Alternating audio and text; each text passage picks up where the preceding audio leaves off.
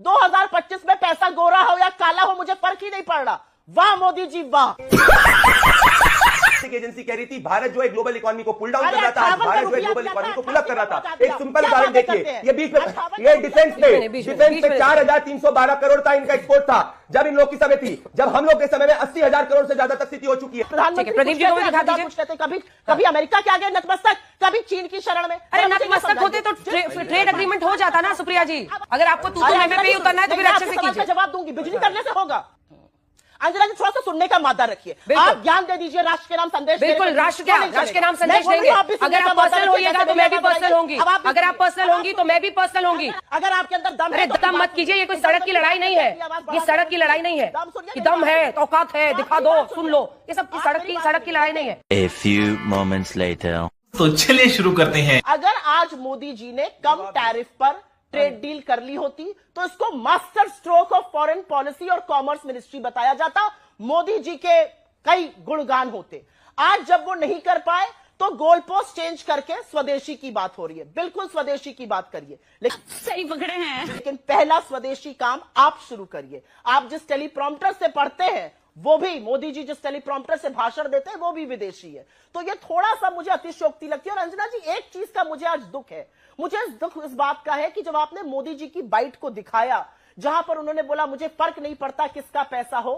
अरे हम तो फकीर आदमी है, झोला लेके चल पड़ेंगे जी। उस बाइट में उन्होंने आगे कहा रुपया पैसा काला हो या गोरा हो, 2012 में मैं काला धन वापस लाऊंगा, 2016 में नोटबंदी लगा के सारा काला धन वापस आने वाला था, 2025 में पैसा गोरा हो या काला हो मुझे फर्क ही नहीं पड़ रहा। वाह मोदी जी वाह। मैं इस देश की नागरिक हूं, कांग्रेस बीजेपी तो देखिए होता रहेगा। मैं इस देश की नागरिक हूं। मेरे देश में आर्थिक संकट आया है। मेरे देश के उन क्षेत्रों में जहां पर करोड़ों लोग काम करते हैं, आज आप ही के चैनल पर मैंने देखा है तिरुपुर से लेकर सूरत तक फैक्ट्रियां बंद हो रही हैं। बात तो सही है। आप ही के यहां मैंने न्यूज में देखा है ये। और अगर फैक्ट्री बंद हो रही है तो उसका असर लोगों पर पड़ेगा। क्या इस देश के प्रधानमंत्री को देश को संबोधित नहीं करना चाहिए?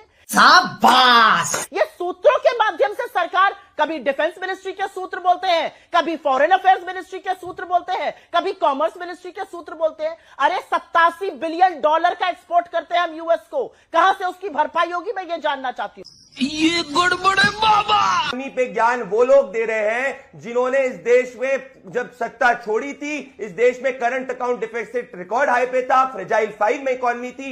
ये क्या बात करते हैं यार। हर आर्थिक एजेंसी कह रही थी भारत जो है ग्लोबल इकोनॉमी को पुल डाउन कर रहा था, आज भारत जो है ग्लोबल इकोनॉमी को पुल अप कर रहा था। एक सिंपल उदाहरण देखिए, ये बीच में ये डिफेंस पे 4,312 करोड़ का इनका एक्सपोर्ट था जब इन लोग की समय थी। जब हम लोग के समय में 80,000 करोड़ से ज्यादा तक स्थिति हो चुकी है। झूठ बोलो, बार बार झूठ बोलो। ये देश को इंपोर्टर बना के रखे थे, क्या बात कर रहे हैं, एक्सपोर्ट डबल हो चुका है। ये इनकी आर्थिक ज्ञान जो देश ने लिया था, देश का बेड़ा गर्क हो गया था। ट्विन डेफिसिट की बात लोग करते थे, करंट अकाउंट डेफिसिट और फिस्कल डेफिसिट, यही आर्थिक ज्ञान की वजह से। और इनका खुद का लॉजिक ये प्रूव कर रहा है कि प्रधानमंत्री नरेंद्र मोदी जी ने किसानों और एमएसएमई का हित रखे। ये क्या चाहती थी कि किसानों के व्यापार को खोल दें, भारतीय किसानों को नुकसान हो जाए। आज हम मिल्क के सबसे नंबर 1 प्रोडक्शन है। ये चुप है, ये क्या है? डेयरी का नंबर 1 प्रोडक्शन है और उसके आधार पर हमने यूके के साथ एफटीए किया। ये तो जाके आसियान के मुल्कों के साथ एफटीए करते थे जहां पे रिटर्न में हमको कुछ नहीं मिलता था। आशुतोष जी बोलिए। देखिए वो तो लाइटर वेन की बात थी। महत्वपूर्ण सवाल क्या है, दो चीजें बड़ी महत्वपूर्ण है। मुझे लगता है कि ये टेम्पररी सेटबैक है। क्यों मैं ये बात कह रहा हूं? इसलिए ये बात कह रहा हूं क्योंकि जिस तरीके से अलास्का में पुतिन और उसके बाद ट्रंप की मुलाकात हुई है। तू समझा? हाँ नहीं, तू समझा नहीं। उसके बाद से देर सबेर वो उस युद्ध को खत्म होना है और वो 3 महीने में खत्म होता है या 4 महीने में खत्म होता है, इसमें सिर्फ एक अटकल ही लग सकती है। क्योंकि रूस भी लंबे समय तक इस युद्ध को अफोर्ड नहीं कर सकता, यूक्रेन भी नहीं कर सकता और ट्रंप भी अफोर्ड नहीं कर सकते हैं। तो इसलिए ये टेम्पररी सेटबैक है, लेकिन सीरियस सेटबैक है। और मुझे लगता है कि इस टेम्पररी सेटबैक को अगर हम 1 साल के लिए मान ले तो ये कह सकते हैं कि हमारी जो एक्सपोर्ट है अमेरिका को, उस पर करीब $49.6 बिलियन का नुकसान हो सकता है। बात तो सही है। अक्टूबर 40 to 45% हमारा जो एक्सपोर्ट कम होगा अगर 1 साल का मान के चलें, या 25-26 की हम बात करते हैं। उसमें भी आपका जो होम टेक्सटाइल है और कारपेट है, जो अप्रोक्सीमेटली 66% जो आपका एक्सपोर्ट ट्रेड है, उसमें तकरीबन 50% लगेगा। तो उसमें आपको ज्यादा नुकसान होगा। ये सारा का सारा सेमी स्किल्ड जो हमारा लेबर फोर्स है उसको नुकसान होने वाला। यही नहीं, अभी और सुनिए। महत्वपूर्ण सवाल क्या? महत्वपूर्ण सवाल यह है कि क्या इस अवसर को हम अपनी एक्सपोर्ट स्पेक्ट्रम में डाइवर्सिफाई सक्सेसफुली कर सकते या नहीं सक्सेसफुली कर सकते? अगर डाइवर्सिफाई हमने कर लिया, अमेरिका के ऊपर अपनी डिपेंडेंस अगर हमने खत्म कर ली, तो फिर यह भारत के लिए एक बड़ा अवसर भी होगा। सही पकड़े हैं। Thank you. जब मोदी जी कहते हैं रुपया काला हो या गोरा हो उससे मुझे फर्क नहीं पड़ता, ये कैसे कह सकते हैं? आप इसको समझाइए कि ये काली इकोनॉमी को या दुबई जैसी इकोनॉमी को कैसे प्रमोट कर सकते हैं। और एक छोटी सी बात मैं यहां पे कहना चाहती हूं अंजना जी, एक नेगोशिएटिंग टेबल पर रेप्यूटेशन होती है। हिंदुस्तान की एक साख रही है, हिंदुस्तान की एक रेप्यूटेशन रही है। हिंदुस्तान को डेवलपिंग नेशंस अपना मॉडल मानते थे, इंडस्ट्रियल प्रोडक्शन के चलते, कोऑपरेटिव सेक्टर के चलते, सोशल सेक्टर के चलते। आज कहां है हमारी साख? आज प्रधानमंत्री प्रदीप जी को भी दिखा दीजिए। कुछ कहते कभी अमेरिका के आगे नतमस्तक, कभी चीन की शरण में। अरे नतमस्तक होते तो ट्रेड एग्रीमेंट हो जाता ना सुप्रिया जी। सुप्रिया जी, ट्रेड एग्रीमेंट हो जाता ना। अब दो नाव की सवारी आप कैसे करेंगे? एक सेकंड, एक सवाल सुनिए। इतना गुस्सा ठीक नहीं है, सवाल सुनिए। एक सवाल सुनिए ना, एक सवाल, सिंपल सी बात है। अगर ट्रंप के दबाव में ये सीज फायर हुआ, मतलब इसमें तो बेसिक लॉजिक है, अगर उसके दबाव में ये हुआ तब तो हमको ट्रेड डील में बहुत अच्छा सा पास मिल जाना चाहिए था। अच्छा, हमको सिखा रिया है। अगर वो टैरिफ भी 50% लगा रहे तो जाहिर तौर पर भारत नहीं झुका ना। दोनों नाव की सवारी कैसे कीजिएगा?